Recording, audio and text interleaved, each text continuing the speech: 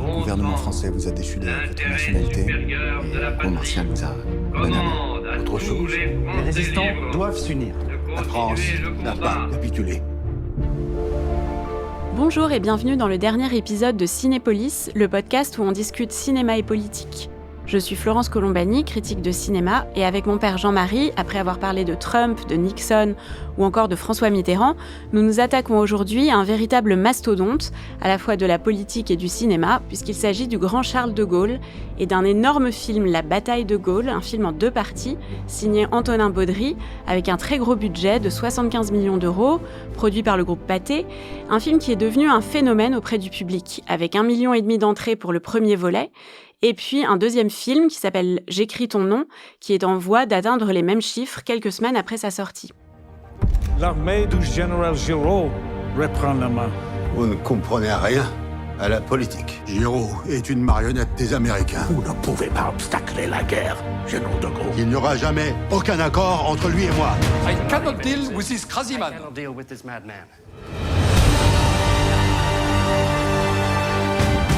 Les résistants doivent s'unir. Essayez de me laisser le temps d'agir. J'ai besoin de temps. No République française, just a flag. Pour lui, la France n'existe plus. Alors, il a quand même fallu un phénomène climatique, la canicule du mois de juin, pour arriver à ces chiffres, parce qu'au départ, le démarrage n'était pas si flamboyant. Mais j'ai été frappée quand j'ai vu le film en salle par le fait que le public applaudit à la fin. Et de façon générale, j'ai l'impression qu'il y a un consensus autour de la bataille de Gaulle, alors que beaucoup de films aujourd'hui ont plutôt tendance à diviser selon des lignes politiques. On y reviendra en fin d'émission avec un autre film qui a été, lui, l'objet de beaucoup de polémiques, c'est Les Rayons et les Ombres. Dans la bataille de Gaulle, le général Montgomery, le général anglais, dit à un moment « Il semble qu'être français aujourd'hui soit une chose compliquée ». Ça fait rire les spectateurs d'une façon entendue. C'est clairement un clin d'œil à notre époque. Donc ma première question, c'est est-ce qu'à ton avis, ce succès traduit une nostalgie ou en tout cas révèle quelque chose de la France d'aujourd'hui ? Une nostalgie sûrement, parce que dans la période qui est assez confuse aujourd'hui, tout le monde est un peu à la recherche d'une figure incontestable et qui met tout le monde d'accord. Et donc c'est vrai que dans le paysage français, il y a guère que le général de Gaulle qui puisse incarner cela. En même temps, ce qui est intéressant, c'est que traditionnellement, évoquer ce sujet, c'est immanquablement provoquer des polémiques. Immanquablement, il y a des gens qui trouvent que c'est pas assez ou trop, ou que ça fait la part trop belle à la résistance ou l'inverse. Il y a toujours des polémiques et là, l'originalité, c'est que ce film ne fait pas polémique et au contraire, il fait consensus. Donc en cela, c'est une date dans l'histoire du cinéma politique français parce que un film sur ces sujets qui traite de la guerre, de la grande figure du général de Gaulle, bien sûr, mais en même temps des années sombres de l'histoire nationale et qui soit, à ce point apprécié, un peu tous azimuts, c'est une exception. Alors justement, on va parler du deuxième film, donc c'est particulièrement les années sombres, puisque ça commence en 1943. Et le deuxième film est sous-titré « J'écris ton nom », c'est un hommage au poème de Paul Éluard. Et tout l'enjeu, c'est bien sûr la liberté, cette liberté confisquée par l'occupant nazi et l'État de Vichy, et cette liberté que le général s'emploie depuis Londres à restaurer. Alors quand le film commence en 43, on est à la fois dans le désert, en Libye, avec le général Leclerc, et en France, on est à Lyon, avec Jean Moulin. Ça, ce sont les 2 autres héros du film. On y reviendra. Mais ce qui est intéressant, c'est que de son côté, De Gaulle, qui est à Londres, est dans une lutte pour s'imposer comme l'incarnation de l'avenir politique de la France. Et cette lutte se fait avec un autre général, c'est le général Giraud. Alors, Général Giraud, c'était un personnage de la guerre de 14. C'était aussi, au moment où se passe le film, l'ennemi ou en tout cas l'antagoniste du général de Gaulle. Le rival, en tout cas. Le problème, c'est que le général de Gaulle, qui a été largement soutenu en fait par Churchill, donc ça c'est un des éléments d'ailleurs qui dans le film est, à mes yeux en tout cas, critiquable. On y reviendra. Parce que Churchill, je trouve, est un petit peu maltraité. Néanmoins, De Gaulle ne fait pas l'unanimité chez les Alliés. Et notamment du côté du président Roosevelt. Et le président Roosevelt n'a pas confiance dans De Gaulle. Il le juge comme au fond, c'est la méfiance américaine, enfin des présidents américains et d'une certaine façon de l'establishment américain envers tout ce qui pourrait ressembler dans le futur à une figure un peu autoritaire ou dictatoriale. Sur De Gaulle pèse un petit peu ce soupçon. Et donc le choix du président Roosevelt est de soutenir des gens qui ont plutôt, à un moment ou à un autre, fait du chemin avec Vichy, donc avec Pétain. Donc l'ambassadeur qui est dépêché par Roosevelt auprès de Pétain montre quand même qu'il y a une sorte un regard plus que, pas complice, mais en tout cas un regard bienveillant de la part des États-Unis de ce côté-là, et un regard très irrité à l'inverse contre De Gaulle. Et le général Giraud vient à point nommé pour incarner une figure qui soit censée être capable de rassembler les Français derrière l'allié américain. Donc c'est cela la rivalité entre De Gaulle et Giraud. Et on montre dans le film, on explicite cette rivalité avec un Thierry Lhermitte qui incarne le général Giraud absolument éblouissant et qui est plus vrai que nature et qui est une performance assez extraordinaire. Et De Gaulle, évidemment, qui lui-même se bat pour, au contraire, une solution qui soit pleinement autonome. On verra que c'était la partie la plus difficile pour De Gaulle de cette négociation. Alors le film met l'accent sur le sens politique de Gaulle, c'est là que c'est vraiment un film politique, parce qu'on voit comment De Gaulle, au départ, se fait avoir en quelque sorte par Roosevelt lors d'une rencontre à Casablanca. Alors même qu'il a refusé de signer un accord avec Giraud, Roosevelt réussit à convoquer des photographes, et ce qu'on a dans les journaux, c'est l'image d'une poignée de main, donc on a l'impression que c'est la paix entre Giraud et De Gaulle, c'est vraiment la bataille de l'image. C'est quelque chose de très moderne finalement. Oui, c'est très moderne, et c'est en même temps les règles déjà de la vie politique. Alors, parce que chez De Gaulle, on voit le rassembleur, l'homme du 18 juin, celui qui a évidemment permis à la France d'être au fond aux côtés des vainqueurs en 1945. Mais on oublie aussi qu'il est aussi un leader politique, mais politique au détail près. C'est-à-dire que c'est quelqu'un qui ne négligeait pas la politique et ne négligeait pas d'entrer dans les détails. Et donc, en l'espèce, là, il mène son combat le plus important, puisqu'il s'agit à la fois de rassembler les forces qui s'opposent donc à Vichy et aux nazis sous sa houlette personnelle, et en même temps de faire en sorte que les Alliés le reconnaissent comme, au fond, l'incarnation ou le représentant de la France. C'est une bataille qui va durer plusieurs années, qui va se conclure positivement pour De Gaulle, mais de justesse. Et on verra qu'il doit, de ce point de vue-là, son salut et le nôtre, à deux figures qui sont très bien, séquence qui est très bien illustrée dans le film, qui sont le général Eisenhower, d'une part, et bien sûr Winston Churchill. Et quelque part, dans cet affrontement Giraud-De Gaulle, on voit la différence entre un militaire pur, qui serait le général Giraud, absolument, et un politique. Et un politique. Le général Giraud, tel qu'il est campé par donc Thierry Lhermitte, mais tel qu'il était dans l'histoire, est en effet très inférieur à Charles de Gaulle en termes d'habileté, de tactique politique et bien sûr aussi de réflexion stratégique, parce que pour Giraud, il est soutenu par les États-Unis, il est nommé par les Alliés, point final. Et puis on va à la bataille de cette façon-là, alors que les enjeux politiques sont vus par De Gaulle, sont vus de façon beaucoup plus ample et de façon beaucoup plus réaliste d'ailleurs. Alors le film est adapté d'une biographie d'un historien anglais, Julian Jackson, et il met l'accent sur la solitude de Gaulle, là sa solitude à Londres, sa solitude dans ce combat qu'il sien pour incarner la France. Il y a un moment, un dialogue révélateur où il dit à Jean Moulin, qu'on ne désigne d'ailleurs que par son nom de résistance, Rex, « Je suis faible et je tiens tête ». C'est comme ça qu'il se définit. Et d'ailleurs, ça m'a intéressé de voir qu'Antonin Baudry faisait un rapprochement avec Don Quichotte, dont il dit que ce serait un autre de ses films rêvés. Et on voit en effet un peu de Don Quichotte dans ce De Gaulle. Ça pose vraiment une question passionnante qui est en fait au cœur de la politique, c'est comment incarner un pays quand on est juste un homme. Il y a une forme de folie dans cette démarche de Gaulle. Il y a une folie absolue, parce que quand il part à Londres et qu'il fait son discours très peu écouté, très peu entendu plus exactement, du 18 juin, évidemment, il est plus que seul. Et donc c'est un exploit, évidemment. Il faut un grain de folie, plus qu'un grain de folie, pour penser que partant de cette solitude, étant convaincu lui-même d'incarner la France, la seule qui compte, et ce n'est évidemment pas celle de Vichy, et puis réussir finalement dans ce parcours. Réussir, il n'a pas réussi tout seul, je veux dire, encore une fois, il faut toujours rappeler que le rôle de Winston Churchill et l'appui de Churchill, malgré les disputes qu'il y a pu y avoir, parce qu'il agaçait tout le monde, et il agaçait aussi Churchill, évidemment, au plus haut point, mais malgré tout, c'est cela qui fait que De Gaulle est De Gaulle. Et qu'est-ce que tu penses du comédien qui est Simon Abkarian, de la façon dont il incarne De Gaulle? Alors, à la fois, il y a une sorte de raideur physique, il y a la taille, il y a la voix. En quoi est-ce qu'on retrouve vraiment sa personnalité? C'est-à-dire qu'il arrive à faire percevoir vraiment le mode de raisonnement de De Gaulle et la façon dont De Gaulle est absolument convaincu et imprégné de l'idée qu'il mène le bon combat. Et qu'en effet, il incarne une France qui ne doit pas céder, qui ne doit pas mourir, et que cette France peut se reconnaître en lui. Donc, il le rend très très bien. L'acteur le rend très très bien, et nous fait d'ailleurs percevoir un bout de chemin presque dans la tête de Gaulle. C'est ça la performance de l'acteur, je trouve. Alors, un aspect du film très important, tu le disais, c'est la relation de Gaulle avec Roosevelt et avec Churchill. L'autre jour, on a parlé de Stéphane de Moustier à propos de L'inconnu de la Grande Arche, parce que c'est un cinéaste qui avait d'abord travaillé au ministère de la Culture avant de se lancer dans le cinéma, et je trouvais que ça lui donnait un réalisme dans les scènes de bureau, dans les scènes de tractation politique qui était vraiment intéressant.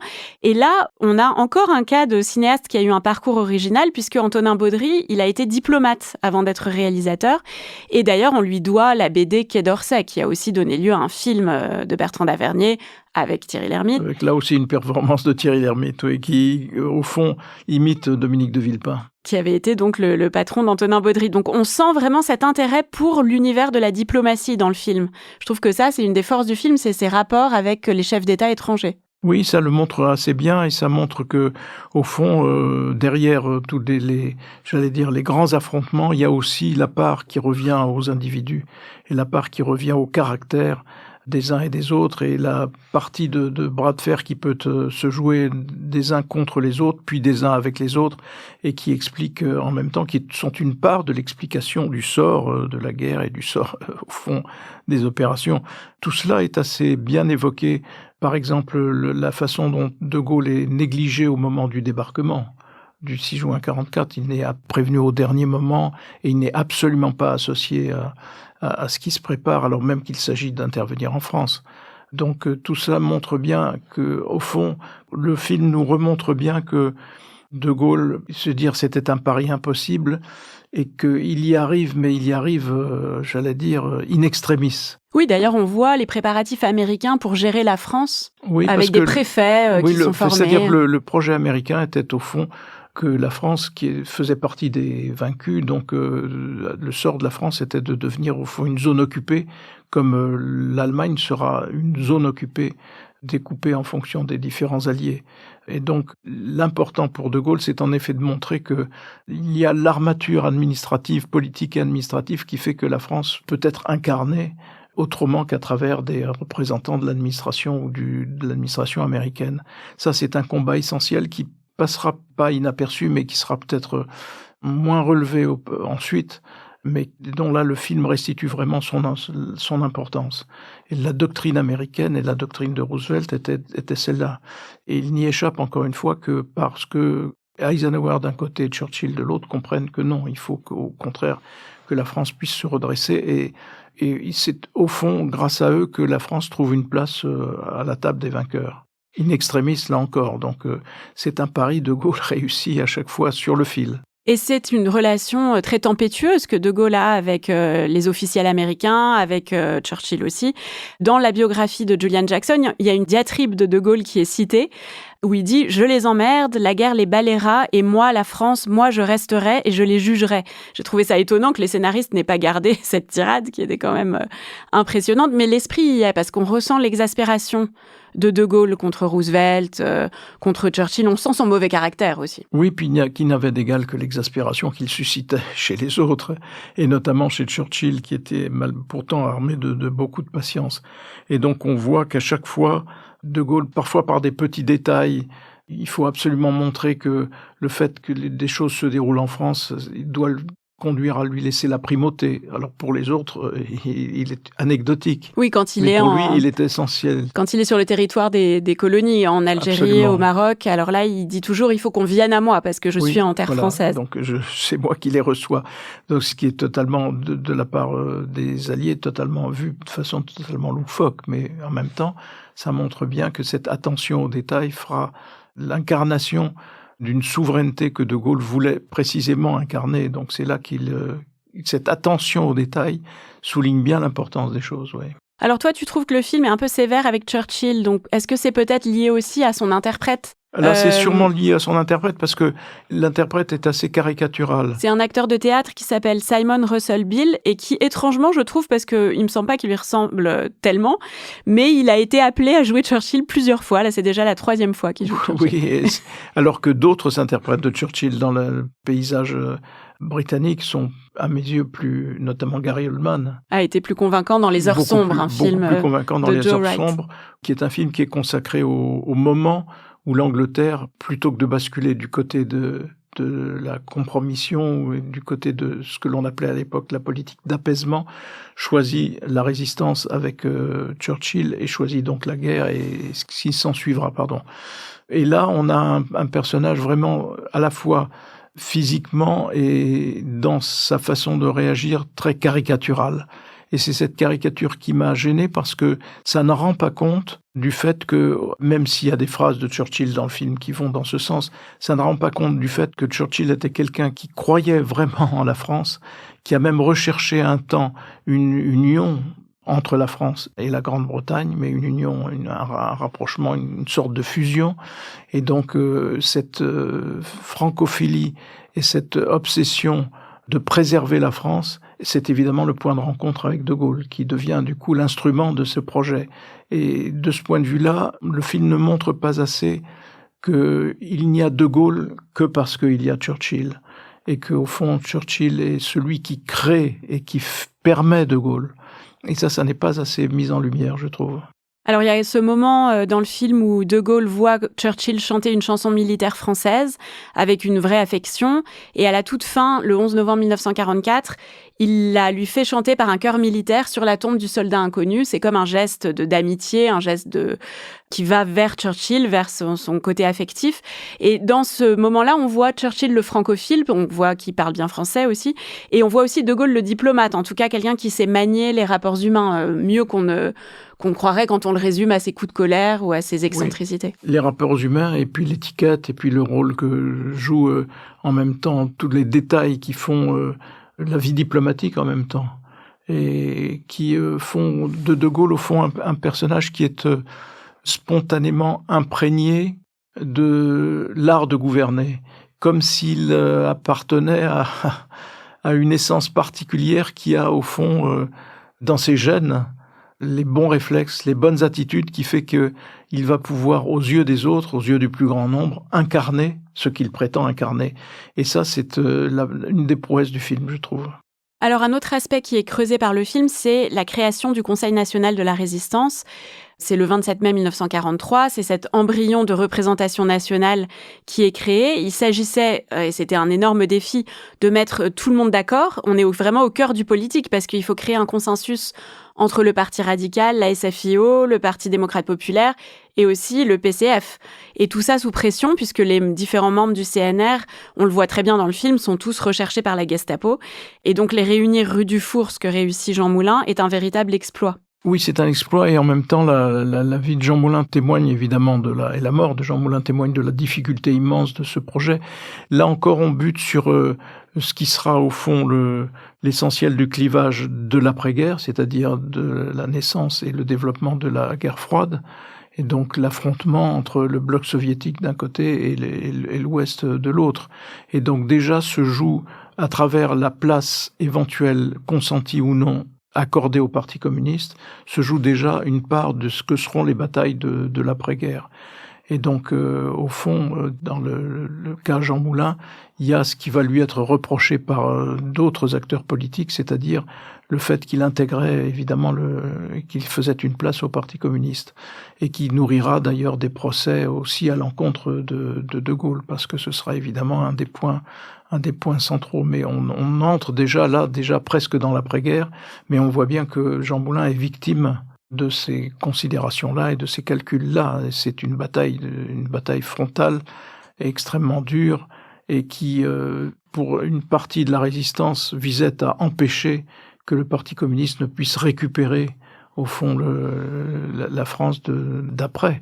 Et donc ça, c'est aussi très très bien montré dans le film, et c'est servi d'ailleurs par un interprète pour le rôle de Jean Moulin, qui est très bien, et qui montre à la fois l'idéalisme, l'absence totale de peur, le risque immense qui est pris, la volonté politique, enfin il y a tout ça dans ce personnage, et là aussi c'est un des points forts du film. Oui, Jean Moulin est joué par Félix Kizil dans le film avec une interprétation vraiment d'une grande profondeur. Mais on va retrouver Jean Moulin sur grand écran à la rentrée dans un film de Laszlo Nemes, et là il sera joué par Gilles Lellouche. Donc on voit que c'est vraiment un personnage en ce moment que les cinéastes veulent mettre en scène. Ce sera un moment important pour la vie française d'ailleurs, parce que comment sera regardé ce film, comment sera regardée l'ambition de Jean Moulin, est-ce que ça ressuscitera des polémiques qui ont eu lieu sur l'arrestation de Jean Moulin, qui a trahi pour qu'il soit livré à la Gestapo. Et donc là, on sortira vraisemblablement du consensus de Gaulle pour entrer dans un film qui rentrera plus directement dans les batailles de l'époque. Mais enfin, attendons de voir le film. Alors le film La bataille de Gaulle se termine par la libération de Paris. On voit de Gaulle sur le point de s'adresser à la foule, mais on n'entend pas son célèbre discours. C'est un choix qui m'a étonnée, parce que je pensais qu'on allait entendre le fameux oui, mais Paris c'est très bien, parce qu'on voit très bien voilà, tous les gens qui sont groupés autour de Gaulle, qui s'avancent vers le balcon de l'hôtel de ville avant de prononcer son Paris libéré, Paris martyrisé, ainsi, et qui reste évidemment dans toutes les mémoires. Non, je trouve que c'est un choix intelligent. Parce oui, que ça détourne les attentes. D'une part, et puis d'autre part, ça évite un film totalement image d'Épinal, totalement, au fond, presque bande dessinée des belles choses qui arrivent à ce moment-là. Et ça nous donne plus clairement la vision de ce qu'a été la réalité de l'époque. C'est-à-dire, il y a quand même une bataille pendant ce temps pour la libération de Paris. Et justement, ça ramène à quelque chose de très politique, qui est cette phrase que dit De Gaulle, au lieu qu'on entende son discours, on l'entend dire à son entourage, « La République n'a jamais cessé d'exister ». Donc c'est pas le début d'une quelque chose de nouveau, c'est la continuité en fait. Il a réussi son pari d'incarner cette continuité de l'État français. En tout cas, c'est ce qu'il pense à ce moment-là. Quelle importance est-ce que ça aura par la suite ? Ça a une importance capitale par la suite, parce que ça instruit toute la façon dont on va vivre l'après-guerre et dont on va regarder cette période. Ça renvoie à l'ambition de Gaulle, qui était au fond, de passer assez vite sur la période de l'épuration et des règlements de compte pour en venir davantage à la reconstruction du pays, avec l'idée que, au fond, Vichy, ça n'était pas la France. Et donc la France, elle a continué de vivre, et notamment continué de vivre d'abord à Londres, et puis ensuite avec De Gaulle, avec le gouvernement provisoire, ainsi de suite. Et donc cette idée d'une continuité qui renvoie Vichy, j'allais dire, aux oubliettes de l'histoire, c'est fondamental pour tout le récit national jusqu'à aujourd'hui. Qu'est-ce qui a fait encore qu'aujourd'hui, les héritiers politiques de cette famille d'extrême droite, qui est Vichy et qui est à travers le Front National de Jean-Marie Le Pen, puis aujourd'hui le mouvement lepéniste.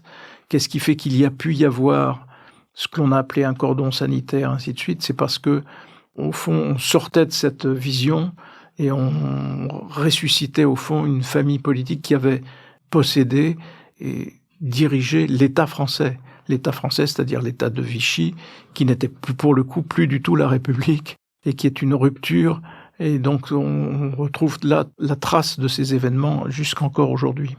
Alors justement, pour conclure, je voudrais qu'on parle d'un autre film qui est sorti plus tôt dans l'année et qui a été aussi un succès public. un peu moins grand, parce qu'il a fait 1 million d'entrées. C'est Les Rayons et les Ombres, un film de Xavier Giannoli. Et là, on est à l'inverse de cette France héroïque que nous raconte la bataille de Gaulle. On est du côté de l'infamie de la collaboration. Le film retrace le parcours de Jean et Corinne Luchaire, lui, patron de presse, et elle, jeune actrice, frayant un peu son chemin dans le cinéma de l'époque. Qu'est-ce que tu as pensé de ce film ? Moi, j'en ai pensé beaucoup de bien parce qu'il montre justement comment se passe au jour le jour, comment on glisse imperceptiblement et puis beaucoup plus franchement, avec comme fil conducteur au fond l'argent, d'une vie en l'espèce de patron de presse, à une vie de complice de l'occupant, au pire sens du terme d'ailleurs. Et donc c'est ça qui est exposé, c'est ça qui est montré de façon très brillante et très convaincante. Donc c'est en effet un film qui ne peut que susciter la polémique parce qu'il montre au fond un côté que l'on aimerait ou que l'on a voulu peut-être oublier et qui au moment puisqu'on célèbre en même temps De Gaulle, évidemment ça n'est pas l'histoire vue de la même façon. Mais néanmoins, ça montre que dans la vie quotidienne, au jour le jour, à travers telle ou telle situation individuelle, bien tout cela a constitué l'armée de ceux qui, à l'époque, ont soutenu Vichy, ont soutenu la collaboration avec l'Allemagne, ainsi de suite. C'est une partie de la France qui a existé et qu'on voudrait ne pas voir revenir. Et donc, en cela aussi, ce film a des accents qui évoquent ou qui peuvent évoquer des préoccupations d'aujourd'hui. Mais ce qui est intéressant, c'est qu'on a vu dans la réception du film une vraie ligne de fracture. Parce qu'il y avait ceux plutôt à gauche, et on l'a vu dans Libération notamment, avec une critique très virulente, qui jugeaient que le film manquait d'un parti pris moral, que le film invitait à s'identifier à des collabos, en fait. Et à droite ou au centre, on avait au contraire une réaction de satisfaction à voir dans un film comme ça le signe d'une vraie maturité du rapport de la France à cette époque, d'une plus grande lucidité peut-être, en reconnaissant que, oui, la France de la collaboration avait existé. C'est comme si la sortie du film avait permis de révéler des fractures politiques contemporaines, finalement. Oui, ou raviver des fractures qui sont contemporaines, en effet, aujourd'hui. Mais le procès qui a été fait au film, à mon avis, est injuste parce que il ne s'agissait pas d'autre chose que de décrire et de montrer ce glissement à la fois qui peut être imperceptible, puis en effet plus spectaculaire, avec comme encore une fois comme fil conducteur l'argent, la quête de l'argent, qui fait que des compromis s'organisent et des gens en viennent à évidemment des comportements qui sont largement condamnables, mais le film, de ce point de vue-là, est assez honnête parce qu'il montre les choses au plus près, je pense, de la façon dont elles ont pu se produire. Et d'ailleurs, je trouve que ce qui était injuste, c'était de dire que le film n'attendait que l'intervention du procureur à la fin, joué par Philippe Torreton, qui avait tout un argumentaire contre Jean Luchaire pour avoir une position morale, alors que beaucoup plus tôt dans le film, il y avait cette lettre assez extraordinaire du père de Jean Luchaire à son fils, pour lui dire à quel point il était dégoûté par son comportement. Donc, à plusieurs moments, le film avait une posture morale et la formulait. En tout cas, toutes ces questions vont se poser à nouveau cet automne avec la sortie du film sur Jean Moulin dont nous parlions et aussi d'un autre film sur la collaboration qui s'appelle Notre Salut, un film d'Emmanuel Mar qui a été très remarqué à Cannes et qui a été, me semble-t-il, accueilli exactement à l'inverse, c'est-à-dire comme un chef-d'œuvre plutôt à gauche de l'échiquier politique et comme un film problématique à droite. Alors on en reparlera peut-être dans une saison 2 de Cinépolis. En attendant, merci de nous avoir prêté attention pour ces 6 épisodes. Vous retrouverez bientôt Le Monde devant soi pour un dialogue où il n'y a pas de cinéma, mais vraiment beaucoup de politique, entre Jean-Marie Colombani et Alain Frachon. Cinépolis est un podcast de Florence Colombani et Jean-Marie Colombani, produit par Slide Podcast. Production éditoriale, Hélène de Commer et Florence Colombani. Prise de son, montage et réalisation, Aurélie Rodriguez.